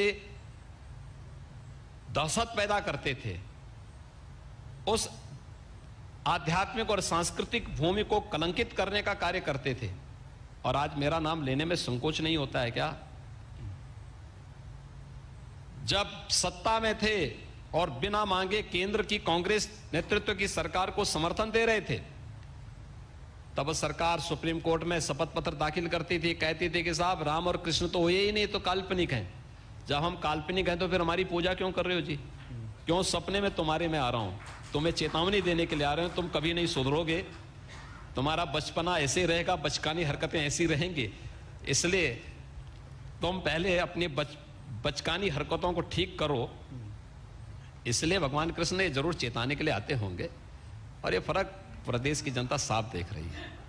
पर महाराज जी, क्या अयोध्या में, क्योंकि मंदिर निर्माण का रास्ता तो साफ हो गया, वो आपकी सरकार की एक बड़ी उपलब्धि है, लेकिन क्या ये भी है कि ये बार बार इस मुद्दे को बीजेपी किसी न किसी रूप में उठाती है? क्योंकि आज ही खबर आई कि आप कोठारी बंधु जो 1990 में जो कार सेवक थे, जो पुलिस की गोली से जो शहीद हो गए थे, आप उनकी बहन से मिलने गए, तो कहीं ना कहीं एक सांकेतिक रूप से लोगों को याद दिलाने की जरूरत है कि देखिए कोठारी बंधु 1990 में श्री राम कोठारी और श्री शरद कोठारी, इन दो नौजवानों की हत्या उस समय की समाजवादी पार्टी की सरकार ने गोली मार करके की थी। और अयोध्या में लाखों ऐसे राम भक्त शहीद हुए थे राम जन्मभूमि आंदोलन के लिए। आज उन सभी आत्माओं को शांति मिल रही होगी जब अयोध्या में भगवान राम का भव्य मंदिर के निर्माण का कार्य, वे दिव्य आत्माएं जहां भी होंगी, जहां से भी देख रहे होंगे, उनको जरूर तसल्ली होती होगी कि देखिए हम जिस संकल्प के लिए बलिदान हुए थे वह संकल्प अंततः पूरा हुआ। भगवान राम ने उस संकल्प को पूरा किया है। एक और भगवान राम का भव्य मंदिर बनने दीजिए। हम इन सभी जितने भी लोग अयोध्या में शहीद हुए हैं राम जन्मभूमि के लिए, उन सब का एक भव्य स्मारक भी बनाएंगे जिसमें उनका नाम हम वहां पे अंकित करवाने का कार्य भी करेंगे। तो महाराज जी, अब जबकि चुनाव का ऐलान कभी भी हो सकता है, सवाल ये कि आपका मुख्य मुद्दा जो है, जिसको कहते हैं कि लड़ाई में जाने से पहले एक मुख्य जो होती है, वो क्या होगा? क्या वो उत्तर प्रदेश का विकास होगा या सांस्कृतिक विरासत को सहेजना होगा, अयोध्या, मथुरा, काशी, या राष्ट्रवाद होगा? मुख्य मुद्दा क्या होगा? देखिए, हम लोग जब भी चुनाव में आते हैं राष्ट्रवाद, सुशासन और विकास के मुद्दे को लेकर के जाते हैं, और इन तीनों मुद्दों के लिए आवश्यक होता है कानून का राज। कानून का राज ये हमारी प्राथमिकता है। हर एक व्यक्ति को सुरक्षा, सबको सुरक्षा, लेकिन तुष्टीकरण किसी का नहीं। सरकार सबको सुरक्षा की गारंटी देगी। और मैं इस बात को बहुत गौरव के साथ कह सकता हूं कि हमारी सरकार में दंगे नहीं हुए, हमारी सरकार में कोई आतंकी घटनाएं नहीं घटित हुई, हमारी सरकार के समय सभी पर्व और त्योहार शांतिपूर्ण ढंग से संपन्न हुए। लाखों लोग और प्रयागराज कुंभ में माघी पूर्णिमा के दिन 5 करोड़ श्रद्धालु प्रयागराज में आए थे। सारा आयोजन सकुशल संपन्न हुआ। ये सब सौभाग्य हम लोगों को प्राप्त हुआ, इतनी बड़ी सेवा करने का एक अवसर प्राप्त हुआ है, और उन कार्यक्रमों को हम सफलतापूर्वक आगे बढ़ाने का कार्य भी कर रहे हैं। सरकार राष्ट्रवाद, सुशासन और विकास के अपने एजेंडे को लेकर के जाएगी, प्रदेश के अंदर कानून व्यवस्था की जिस बेहतर स्थिति के लिए उत्तर प्रदेश की हमारी सरकार जानी गई है, कानून व्यवस्था की बेहतर स्थिति को बनाए रखना, हर एक को सुरक्षा देना, अपराध और अपराधियों के प्रति जीरो टॉलरेंस की नीति के तहत काम करना, इस सरकार की प्रतिबद्धता रही है। हम उसी प्रतिबद्धता के साथ आगे भी कार्य करेंगे। तो महाराज जी, फिर सवाल ये उठता है कि जब इतने सारे चेंज हुए हैं, फर्क दिखता है, फिर कई लोग आरोप लगा रहे हैं कि बीजेपी भी अब फ्री बीज की राजनीति में घुस गई है, क्योंकि विपक्ष कहता है, अखिलेश कहते हैं कि 300 यूनिट फ्री बिजली दूंगा, तो बीजेपी ऐलान कर देती है बिजली के रेट हाफ कर देती है। हमने बिजली के रेट हाफ नहीं किए हैं। देखिए, जो परंपरागत डिमांड थी किसानों के ट्यूबवेल को लेके, अभी तो आप उसकी बात कर रहे हैं, अभी पीएम कुसुम योजना आने दीजिए। हम बहुत शीघ्र अगले 1 साल 1.5 साल के अंदर आप देखेंगे कि किसानों को सिंचाई की योजना के लिए, देखिए हमारी सरकार ने एक तो उपलब्धि हासिल की कि उत्तर प्रदेश के अंदर सिंचन की जितनी क्षमता है 1947 से लेकर के 2017 तक जितनी क्षमता विकसित नहीं हुई, अकेले 17 से लेके 21 के बीच में हमारी सरकार ने प्रदेश के अंदर 22 लाख हेक्टेयर से अधिक भूमि को सिंचाई के अतिरिक्त सुविधा दी, और ये सभी सिंचाई फ्री में है, इसका कोई शुल्क नहीं है। हमारे पास 67 लाख हेक्टेयर लैंड ऐसी है जिसमें हमारे पास 67% लैंड प्रदेश के अंदर ऐसी है जिसमें हम सिंचाई की सुविधा प्रदेशवासियों को उपलब्ध करवा रहे हैं, और इसमें तेजी के साथ वृद्धि की जा रही है। हम लोग कार्य योजनाएं तैयार किए हैं कि अगले 1.5 साल 2 साल के अंदर पीएम कुसुम योजना लागू करके हर एक किसान को हम सोलर पैनल देंगे। ग्राम पंचायत में सोलर पैनल के माध्यम से हर एक गांव में सिंचाई की सुविधा फ्री में हम उपलब्ध करवाने की दिशा में कर रहे हैं। ये घोषणा नहीं, देखिए घोषणा वो करते हैं जिनको करना नहीं होता है, जिनको करना होता है वो घोषणा नहीं करते, उसको इंप्लीमेंट करते हैं। और हमने पिछली सरकार कुछ भी घोषणा करेंगे, हम ये करेंगे, फ्री करेंगे, ये करेंगे, जब सत्ता थी तब क्या कर रहे थे? तब तो बिजली नहीं दे रहे थे। जब बिजली ही नहीं दोगे तो फ्री की बात कहां से आएगी? तुम तो शोषण कर रहे हो जनता का, बिजली नहीं दोगे लेकिन मीटर का किराया लोगे। ये फिक्स चार्ज पब्लिक से लेते थे, किसानों से लेते थे।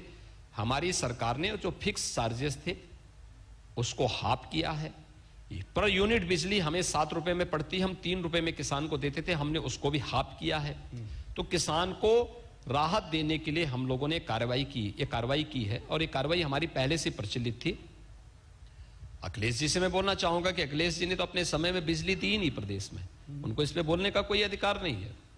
और मुझे लगता है कि प्रदेश की जनता उन पर विश्वास करेगी भी नहीं, क्योंकि समाजवादी पार्टी, बहुजन समाजवादी पार्टी का मतलब इनकी पहचान अंधेरा है। इनको अंधेरा अच्छा लगता है, क्योंकि एक कहावत है ना कि चांदनी रात चोरों को अच्छी नहीं लगती, और मुझे लगता है कि इनको अंधेरा अच्छा लगता है। सपा, बसपा, कांग्रेस अंधेरे में रहने के अभ्यस्त हैं, और इसलिए अपने कालखंड के दौरान इन लोगों ने प्रदेश की जनता को अंधेरे में धकेला। हमारी सरकार 2017 में आई, मार्च 17 के बाद जैसे मैं मुख्यमंत्री बना था, मेरे पास पावर कॉर्पोरेशन के लोग आए, कहा साहब गोरखपुर में 24 घंटे बिजली देनी है। मैंने कहा किस स्कीम के अंतर्गत? उन्होंने कहा नहीं साहब सीएम सिटी के नाते। तो मैंने कहा भी मत दीजिए। सही भौचक थे, क्योंकि इससे पहले तो सबको मिलता था। मैंने कहा देखो, मैं मुख्यमंत्री बनने के लिए इसलिए नहीं आया हूं कि केवल गोरखपुर का विकास करूंगा, मैं आया हूं उत्तर प्रदेश के समग्र विकास को ध्यान में रखकर काम होना है।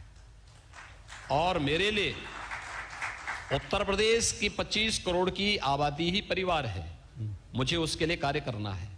इसलिए जिस दिन प्रस्ताव आप पूरे प्रदेश का बनाओगे उसी दिन गोरखपुर पे भी लागू होगा।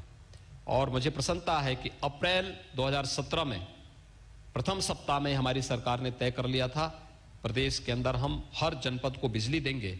आज प्रदेश के हर जनपद को हम बिजली दे रहे हैं, सबको बिजली, पर्याप्त बिजली और निर्बाध बिजली ये हम दे रहे हैं। दूसरा, हमारे कुछ मित्र ये भी कहते हैं कि साहब हमने बिजली का प्रोडक्शन नहीं किया। उत्तर प्रदेश में कुल बिजली का जो प्रोडक्शन है उसमें से 1/3 बिजली का प्रोडक्शन इन 5 वर्षों में हम लोगों ने किया है। और हम लोग जब जो हमारे इस समय पावर प्रोजेक्ट के कार्य चल रहे हैं जब ये पूरे होंगे तो मुझे लगता है कि Uttar Pradesh power surplus state होगा। ठीक। हम उत्तर प्रदेश की 25 करोड़ आबादी को तो 24 घंटे बिजली दे ही रहे हैं, लेकिन Uttar Pradesh power surplus state होने के नाते तमाम अन्य राज्यों को भी बिजली की आपूर्ति करता हुआ दिखाई देगा। उद्योगों को हम बिजली दे रहे हैं, सबको बिजली दे रहे हैं, कोई समस्या नहीं है। ये जो फ्री की बात करते हैं, मुझे लगता है ये गुमराह करने वाली बात करते हैं, क्योंकि इनके पास इसका कोई एजेंडा नहीं। ये सब घोषणावीर हैं, इनके पास कहने के लिए कुछ नहीं है, करने के लिए कुछ नहीं है। जब कोई भी औजार और कोई भी शस्त्र इनके पास नहीं, तो उसके बाद फ्री फ्री फ्री की बात करते हैं। फ्री हमने किया है, जहां आवश्यकता थी हमने किया है, लेकिन हां, आम नागरिक पर बोझ डालने की बजाय, किसी भी तबके को अनावश्यक बोझ तले दबाने की बजाय हमने अपने रिसोर्सेस बढ़ाए, आमदनी के स्रोत बढ़ाए, और आमदनी बढ़ाने के बाद हमारे पास जो पैसा सरप्लस आया विकास कार्यों में लगाया। उसके बाद जो बचत हुई, कभी किसानों का कर्ज माफ हुआ, कभी युवाओं को टैबलेट और स्मार्टफोन वितरण का कार्य हुआ, कभी 15 करोड़ गरीबों को फ्री में अन्न योजना के साथ जोड़ने का कार्य किया। ये सरकार की योजनाएं लोक कल्याणकारी हैं और हर एक तबके में बिना भेदभाव के देने वाली योजनाएं हैं। हमने चेहरा देखकर के योजनाएं नहीं बनाई, जाति मत मजहब देख के योजनाएं नहीं बनाई, हमने तो सबका साथ सबके विकास की योजना को ध्यान में रख करके अपने कार्यक्रम को आगे बढ़ाया। ठीक है महाराज, जिस समय आपका बहुत कीमती है, इसलिए जल्दी से छोटे छोटे एक दो सवाल, उसके बाद कुछ एक सवाल मैं ऑडियंस की तरफ से भी लूंगा। बुआ बबुआ आपसे 2019 में जो उत्तर प्रदेश के आखिरी चुनाव हुए थे, तो बुआ बबुआ दोनों मिल के मुकाबले में थे। इस बार टक्कर किससे है, बुआ से बबुआ से, क्योंकि दोनों अलग अलग है। देखिए, उत्तर प्रदेश और देश और दुनिया का सबसे बड़ा गठबंधन 2019 का था। 2019 में सपा, बसपा, कांग्रेस, लोकदल, ये सब मिलकर के भाजपा के खिलाफ लड़ रहे थे। ये सभी लोग लड़ रहे थे। जनता ने 64 सीट भारतीय जनता पार्टी को प्रदेश में दी, 10 सीट बहुजन समाज पार्टी को दी, 5 सीट समाजवादी पार्टी को दी और 1 सीट कांग्रेस को दी। और 2022 के जब उत्तर प्रदेश विधानसभा के चुनाव आएंगे, मुझे लगता है आज बुआ और बबुआ का गठबंधन नहीं है। दोनों, जो हम पहले बोलते थे कि चुनाव होने दीजिए, रिजल्ट आने दीजिए, ये एक दूसरे को कोसते हुए दिखाई देंगे चौराहे पर। और जो जनता इनको वोट देगी, वो स्वयं अपने को कोसेगी कि हमने कैसे लोगों को दिया है कि जो एक दूसरे को अब नहीं देखना पसंद कर रहे हैं। यानी सामान्य शिष्टाचार भी बंद है दोनों पार्टियों में। एक सामान्य शिष्टाचार भी जो होता है उसको भी नहीं निर्वहन करते हैं। राजनीति में चुनाव होते हैं, चुनाव में हार जीत होती है, लेकिन एक सामान्य शिष्टाचार बंद नहीं होना चाहिए जी। लेकिन उन्होंने वो शिष्टाचार भी बंद कर दिया। एक दूसरे को देखना ही पसंद नहीं करते। अगर कहीं दोनों के समर्थक आ जाते हैं, दोनों के नेता आते हैं, तो हमें अतिरिक्त फोर्स बीच में बैरियर के रूप में लगानी पड़ती है। ऐसा ना हो कि दोनों में मारपीट हो जाए। हाँ, वही हो जाए, क्योंकि समाजवादी पार्टी का तो इतिहास ही ऐसा रहा है। विधानसभा में जब बीएसपी के सदस्यों पे टूटे थे, गेस्ट हाउस बहुत चीजें के साथ जो इन्होंने guest house, state guest house का कांड किया था, और भी जो करते थे लोग, जो सड़कों पे इनके तमाशे होते थे, जगह जगह होते थे, वो सब सपा का एक जीन्स का पार्ट है। वह उससे कभी अलग हट ही नहीं सकते, क्योंकि ये बुरी आदतें अचानक छूटती नहीं है। उसको तो जब हम लोग डंडे से छुड़वाते हैं कभी कभी, तब वो कुछ दुरुस्त होता हुआ दिखाई देता है। योगी अन्यथा वो सुधरेगा नहीं, वो कभी सुधरने वाला नहीं। इसलिए जनता उनको वोट नहीं देने वाली है। लोकसभा चुनाव 2019 इस बारे में थोड़ा दिखाता है। आश्चर्यजनक उस समय परिणाम आए थे। उस समय भी लोग यही कहते थे कि बीजेपी नंबर 1 पर रहेगी, हर व्यक्ति बोलता था, लेकिन गठबंधन दोनों मिलकर के बीजेपी से आगे बढ़ जाएगा, ये बोलते थे। लेकिन मैं तब भी कहता था कि बीजेपी 65 सीट जीतेगी। बीजेपी ने 64 सीट जीती थी 19 में, और बीजेपी 64 सीट जीतने के बाद सेकंड पोल बीएसपी की थी, 10 सीट प्राप्त की थी। क्या परिणाम आएंगे ये भविष्य के गर्भ में है, लेकिन इंतजार करिए।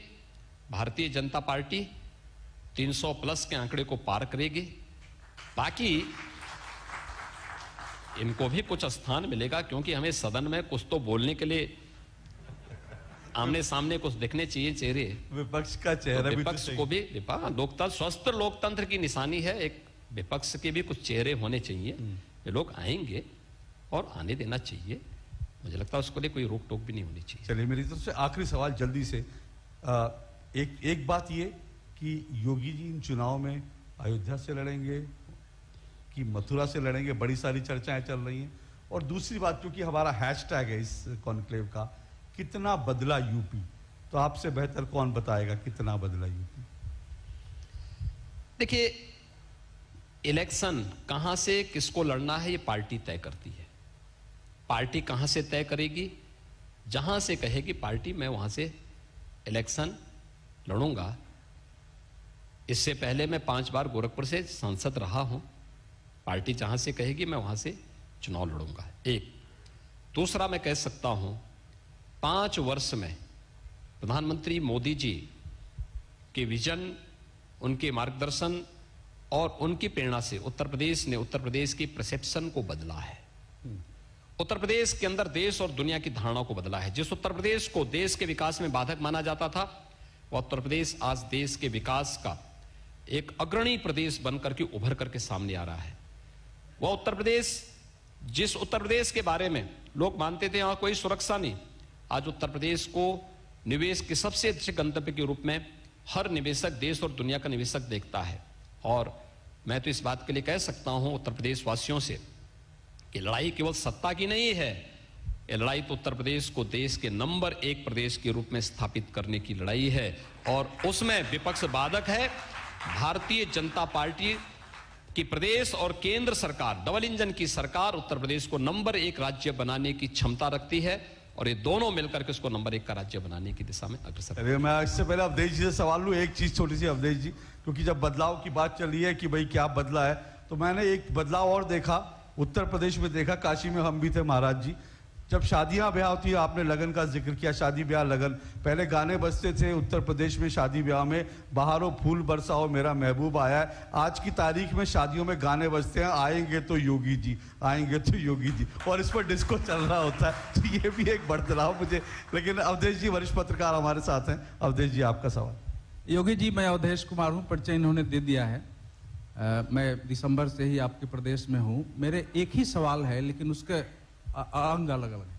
आपको इस समय अगर उत्तर प्रदेश की जनता को कहना होगा कि किसी सूरत में विपक्ष का समर्थन मत करो, अपनी बात तो आप कह रहे हैं विपक्ष का, तो उनको क्या कहेंगे? ये सवाल इसलिए महत्वपूर्ण है कि आपके बसपा सपा के अलावा 2 बड़े विरोधी हमने देखे हैं।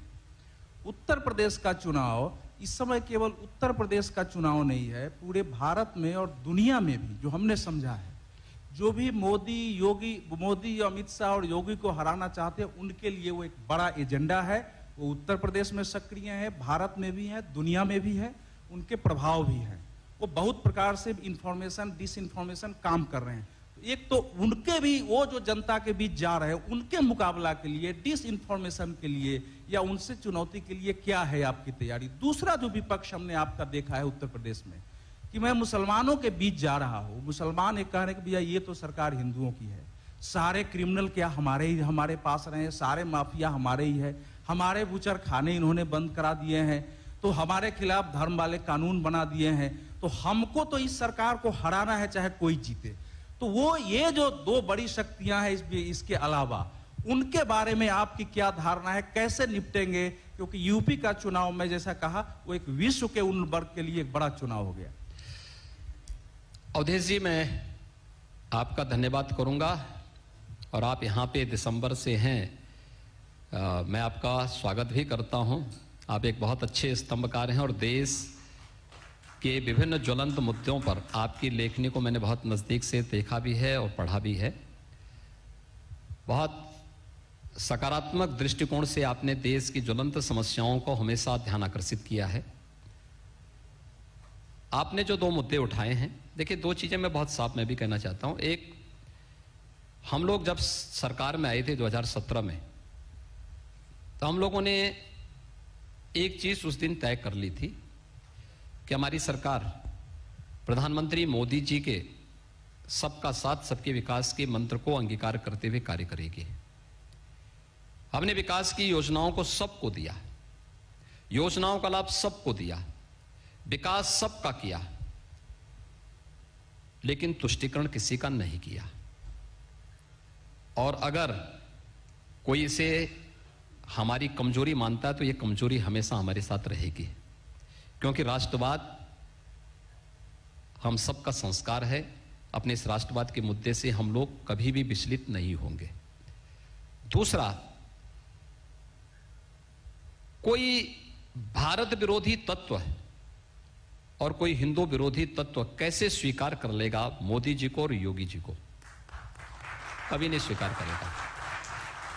मैं अपनी गर्दन काट करके तस्तरी में उसके सामने प्रस्तुत कर दूं तो भी वह मुझे कोसेगा ही। मुझ पर विश्वास उसको नहीं करना है, ना पहले करता था, ना आगे उसको करना है, और ना ऐसे तत्वों की हम परवाह करते हैं। मेरी प्रतिबद्धता प्रदेश की 25 करोड़ जनता है।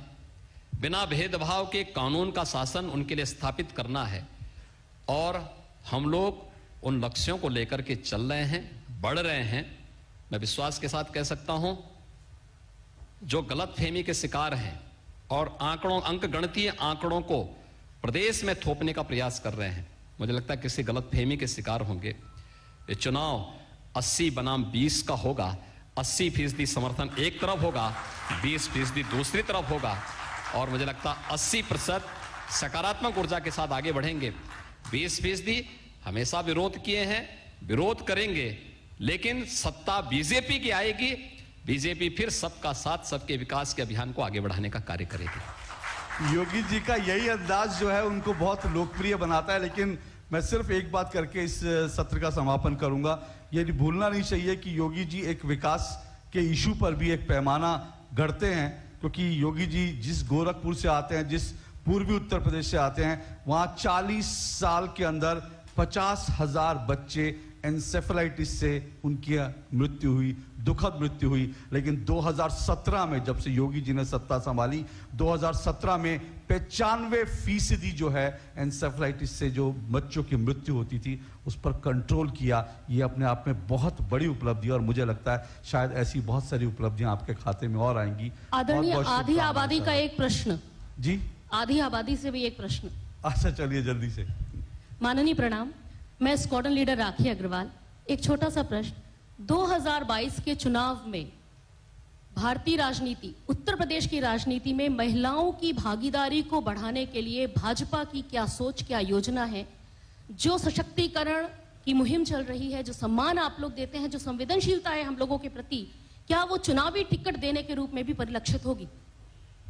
शुक्रिया, बैठिए। देखिए, ये हम सब की हार्दिक इच्छा होती है कि आधी आबादी को भी भरपूर सम्मान मिलना चाहिए।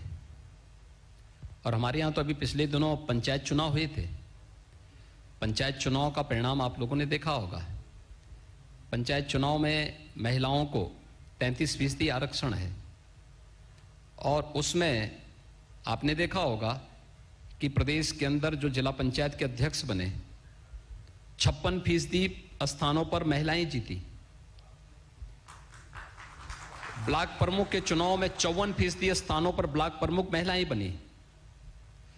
ग्राम प्रधानों में 33% के आरक्षण के सापेक्ष अगर हम देखें तो लगभग 50% से ऊपर ग्राम प्रधान महिलाएं बनी। ऐसे अलग अलग उसमें बहुत अच्छा प्रतिनिधित्व वहां देखने को मिला। और मिशन शक्ति का प्रदेश सरकार का जो अभियान है, जिसमें महिला सुरक्षा, महिला सम्मान और महिला स्वावलंबन, यह प्रदेश सरकार की प्राथमिकता में, हर केंद्र और प्रदेश सरकार मिलकर के इस पूरे कार्यक्रम को प्रभावी ढंग से आगे बढ़ाने का कार्य कर रही है। नौकरियों में भी हम लोगों ने पुलिस की भर्ती हो, शिक्षकों की भर्ती रही हो, या फिर अन्य सभी भर्तियों में भी हमने बहुत अच्छे ढंग से इसको आगे प्रतिनिधित्व दिया। जहां तक चुनावी राजनीति है, हम लोगों की इच्छा होगी कि अधिक से अधिक महिलाओं को टिकट भी मिले, लेकिन अंततः चुनाव तो जीत और हार पर निर्भर करता है। जो जीतेगा अगर आपराधिक छवि का नहीं है तो मैं तो मान सकता हूं कि महिलाएं आपराधिक छवि की नहीं है, लेकिन बाकी अन्य प्रत्याशियों में भी जो बेदाग छवि के होंगे उसमें से तय होता है कि कौन व्यक्ति कहां पे फिट बैठ सकता है। ये सभी चीजें देखनी होती हैं, तो यह पब्लिक को तय करना होता है अंततः। मुझे लगता है कि बहुत बार तो होता क्या है कि महिला कैंडिडेट हम देते हैं, महिलाएं वोट नहीं दे पाती उसको, महिला ही महिला के विरोध में खड़ी हो जाती है। इसलिए मुझे लगता है जब तक उतनी जागरूकता हम पैदा नहीं करते हैं, तब तक हमें महिला सशक्तिकरण की दिशा में प्रभावी कदम बढ़ाने चाहिए, और महिला सशक्तिकरण के साथ साथ उनको जीवन के प्रत्येक क्षेत्र में आगे बढ़ने का भरपूर अवसर देना चाहिए। जब उन्हें भरपूर अवसर मिलेगा, कोई कारण नहीं कि जैसे आज हर एक क्षेत्र में, यानी अब तो आर्मी में भी सभी, उसमें आप स्वयं आर्मी बैकग्राउंड से हैं, तो जब जीवन के प्रत्येक क्षेत्र में महिलाएं आगे बढ़ रही हैं, कोई कारण नहीं कि राजनीति में भी न्याय और स्थानीय निकाय और पंचायत चुनाव में तो आई हैं, अच्छा स्थान बनाई है। और मैं तो आंकड़े देख करके दंग था, जब 33 के सापेक्ष हम लोग 54 और 56% ब्लॉक प्रमुख और जिला पंचायत अध्यक्ष महिला वहां पर जीत करके गई थी। ये सभी आंकड़े हम सबको चौंकाने वाले नहीं, बल्कि समाज के अंदर आने वाले परिवर्तन को भी प्रदर्शित करता है कि पब्लिक से भी सीधे चुन करके उस प्रकार की स्थिति बने। हमें उसके लिए भी व्यापक अभियान और जागरूकता आगे फैलाने की आवश्यकता होगी, और जरूर हम इस प्रकार के प्रस्ताव का स्वागत करेंगे। चलिए सर, बहुत सारे लोग सवाल पूछना चाहते हैं, लेकिन समय इतना ही है, मैं माफी चाहता हूं।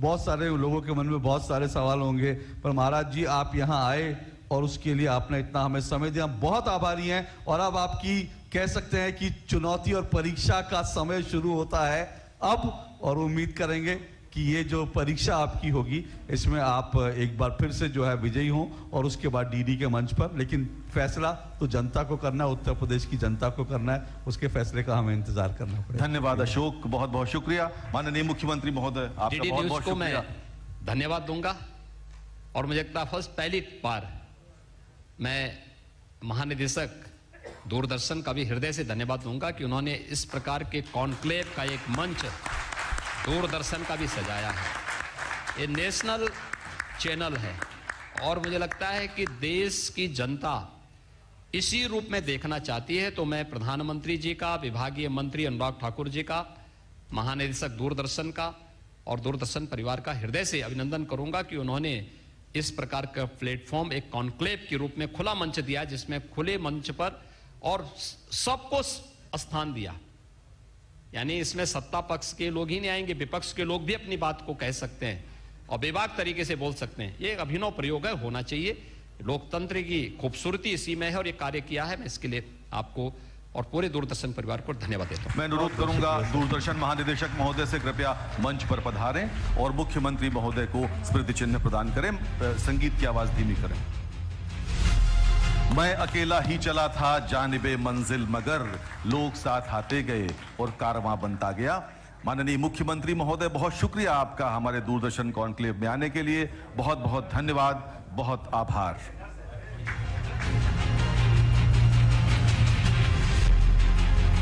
एक फोटोग्राफ